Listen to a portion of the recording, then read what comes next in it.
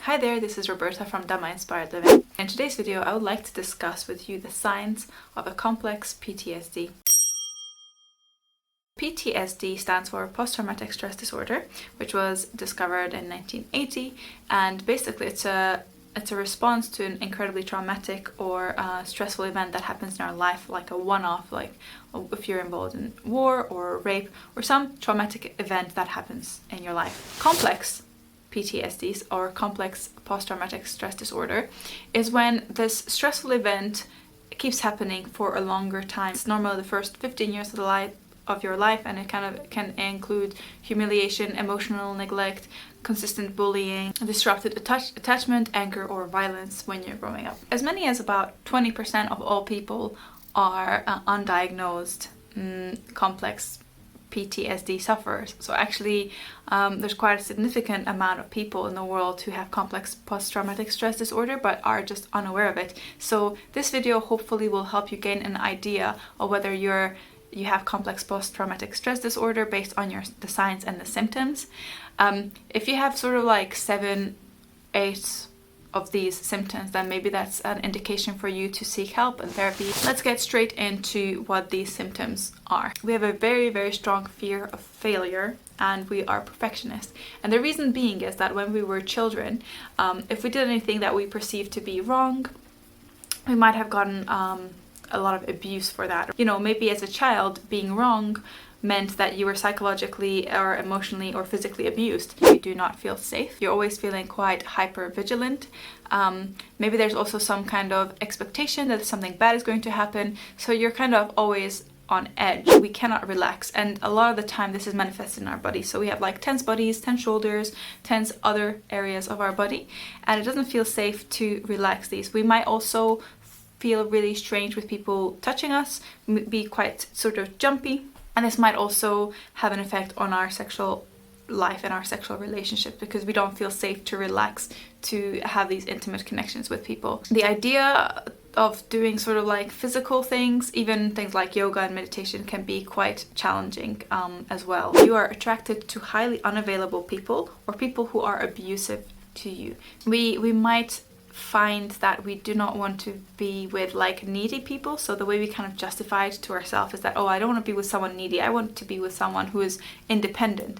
But actually it's scary for us, therefore we're drawn to people who are not independent but they're unavailable emotionally, because that's what we experience. We just experience people who are unavailable emotionally, and therefore we seek out these people because this feels familiar to us because of our own experiences. You can't sleep, or you find it difficult to, or you wake up early, right? So you find it difficult to fall asleep and you wake up early. It can also manifest as waking up already feeling quite anxious and feeling quite stressed out. So whenever you wake up, there's this kind of impeding feeling of stress. You have a very low self-esteem. And you feel quite appalled by yourself. You think that you're awful, and you can't do anything right. You might feel really poorly about yourself, about the way you look, and also about your personality. Maybe you feel that you're not lovable. The reason behind this is that as you're growing up, you don't get that reinforcement from your parents, or you get maybe some abuse, psychological or physical abuse from your parents. So you internalize that, and now your parents' voice is your own voice in your head, and you do not feel that you are worthy. We're repulsed by people who are actually affectionate and kind and warm. We kind of think that there's something revolting about someone who's lovey-dovey or just loving, right? Because it feels so unfamiliar for us. It's like, what is this? We are very, very paranoid.